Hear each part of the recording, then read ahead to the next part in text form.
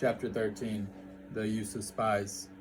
Sun Tzu said, "Raising a host of 100,000 men and marching them great distances entails heavy loss on the people and a drain on the resources of the state.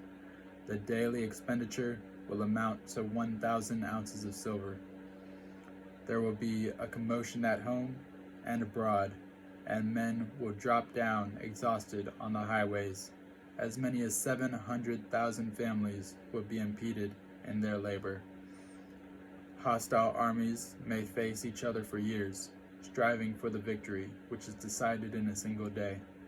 This being so, to remain in ignorance of the enemy's condition, simply because one grudges the outlay of 100 ounces of silver in honors and emoluments, is the height of inhumanity.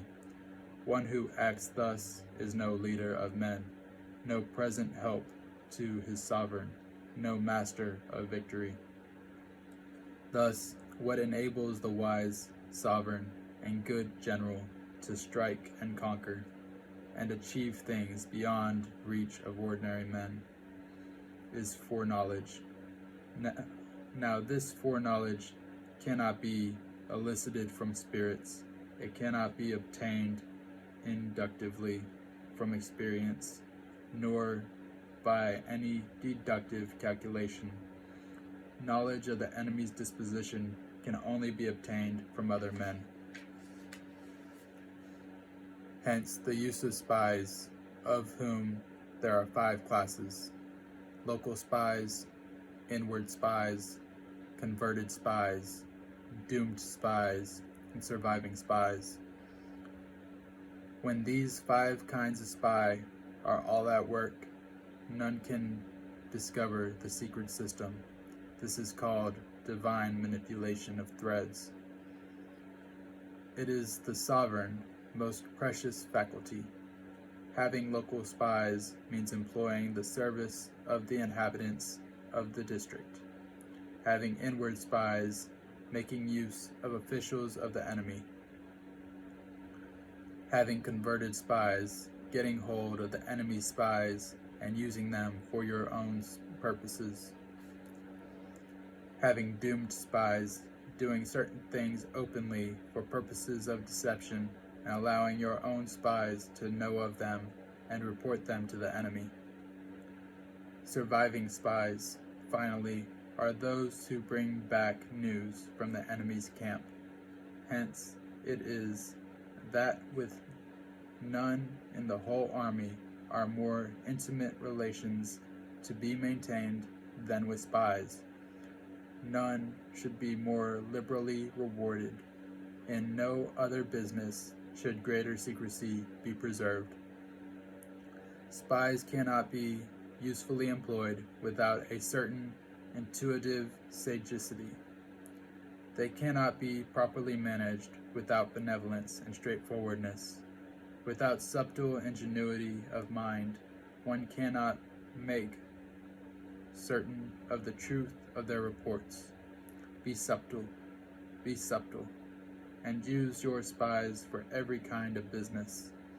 If a secret piece of news is divulged by a spy before the time is ripe, he must be put to death together with the man to whom the secret was told. Whether the object be to crush an army, to storm a city, or to assassinate an individual, it is always necessary to begin by finding out the names of the attendants, the aides de camp, the doorkeepers, and sentries of the general in command. Our spies must be commissioned to ascertain these. The enemy spies who have come to spy on us must be sought out, tempted with bribes, led away, and comfortably housed. Thus they will become converted spies and available for our service. It is through the information brought by the converted spy that we are able to acquire and employ local and inward spies.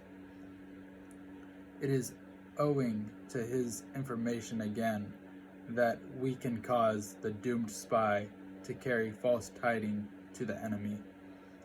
Lastly, it is by his information that the surviving spy can be used on appointed occasions.